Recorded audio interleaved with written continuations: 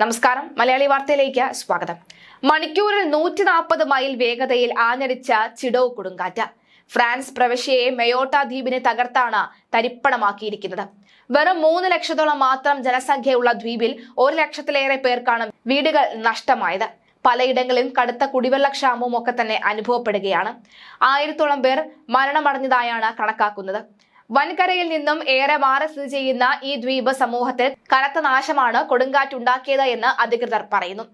ആഫ്രിക്കയുടെ തെക്ക് കിഴക്കൻ തീരത്ത് നിന്നും മാറി ഇന്ത്യൻ മഹാസമുദ്രത്തിൽ കൊമോറോസ് ദ്വീപിന് കിഴക്കായും അതുപോലെ തന്നെ മഡഗാസ്കറിന് വടക്ക് പടിഞ്ഞാറും സ്ഥിതി ചെയ്യുന്ന ഈ ദ്വീപ് സമൂഹം ഒരു ഫ്രഞ്ച് അധിനിവേശ പ്രദേശമാണ്. പവിഴപ്പാറകളാൽ ചുറ്റപ്പെട്ട ഈ ദ്വീപ് സമൂഹത്തിൽ 2 പ്രധാന ദ്വീപുകളാണ് ഉള്ളത്.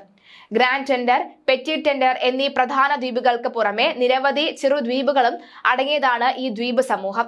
374 ചതുരശ്ര കിലോമീറ്റർ മാത്രമാണ് ഇതിന്റെ വിസ്തൃതി.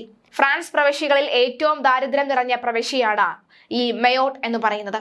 ഏതാണ്ട് പൂർണ്ണമായും തന്നെ ഫ്രാൻസിന്റെ ധനസഹായത്താലാണ് ഇവിടെ ജീവിതം മുൻപോട്ട് കൊണ്ടുപോകുന്നത്.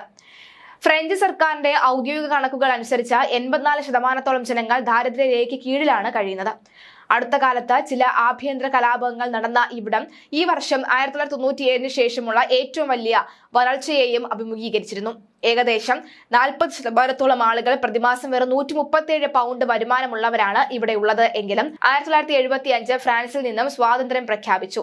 തൊട്ടടുത്ത കൊമോറോസ് ദ്വീപിലെ ജനത്തേക്കാൾ സമ്പന്ന ജീവിതമാണ് ഇവിടെ ഉള്ളവർ നയിക്കുന്നത്. ഫ്രാൻസിന്റെ ക്ഷേമ പദ്ധതികൾ ഈ ദ്വീപിലും ബാധകമായതിനാൽ കൊമോറോസ് ദ്വീപിൽ നിന്നും പ്രതിവർഷം 100 കണക്കിന് ആളുകളാണ് അപകടകരമായ യാത്രയിൽ ഈ കടൽ താണ്ടി ഇവിടെ കുടിയേറുന്നത്. ഇതിവിടെ സംഘർഷാവസ്ഥ അടക്കം വളർത്തിയിട്ടുണ്ട്. എന്തായാലും ഈ കൊടുങ്കാറ്റ് കാരണം അവിടുത്തെ സാധാരണക്കാരായ ജനങ്ങളുടെ ജീവിതം ആകെ താളം തെറ്റിയെന്ന് വ്യക്തമാവുകയാണ്. വരും മണിക്കൂറിലും സമാനമായ രീതിയിലുള്ള കാലാവസ്ഥാ വ്യതിയാനങ്ങൾ ഉണ്ടാവുകയാണെങ്കിൽ ഇനിയും താങ്ങാനുള്ള ശേഷിയില്ല എന്ന് വ്യക്തമാക്കുന്നതാണ് ഇപ്പോൾ പുറത്തുവരുന്ന വാർത്തകൾ.